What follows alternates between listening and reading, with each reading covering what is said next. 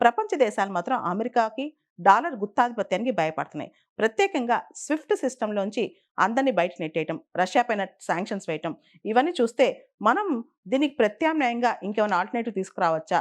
D dollarisation అనే concept మీద మనం ఇప్పుడు ఫోకస్ పెట్టాలి అని చెప్పి చాలామంది అంటున్నారండి. ముఖ్యంగా బ్రిక్స్ దేశాలు కావచ్చు, ఆ తర్వాత రష్యా, చైనా ఈ దేశాలన్నీ కూడా ఈ డాలర్‌ని పక్కన పెట్టి వాళ్ళ ఎక్స్‌చేంజ్ పేమెంట్స్ కానీ, వాళ్ళ కొత్త కొత్త సిస్టమ్స్ కానీ తీసుకొస్తున్నాయన్నమాట. ముఖ్యంగా మనం చూస్తే స్విఫ్ట్‌లోంచి రష్యాని తీసేసిన తర్వాత రష్యా కూడా ఎస్‌పీఎఫ్ఎస్ అని కొత్త సిస్టమ్ తీసుకురావటం, చైనా కూడా సీఐపీఎస్ అని తీసుకురావటం ఇలా ఆలోచిస్తున్నాయన్నమాట.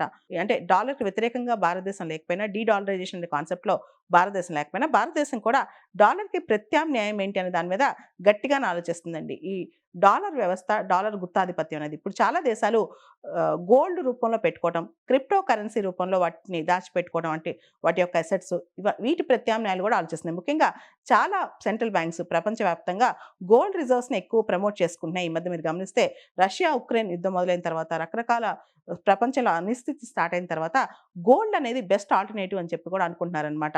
ఈ డాలర్‌ని అందరూ కూడా పూర్తి స్థాయిలో నమ్మకం తగ్గింది. కానీ ఇప్పటికి కూడా వరల్డ్ ఎకానమీ అనేది ప్రపంచ ఆర్థిక వ్యవస్థ అనేది డాలర్ పెత్తనం మీద నడుస్తుందని చెప్పొచ్చు.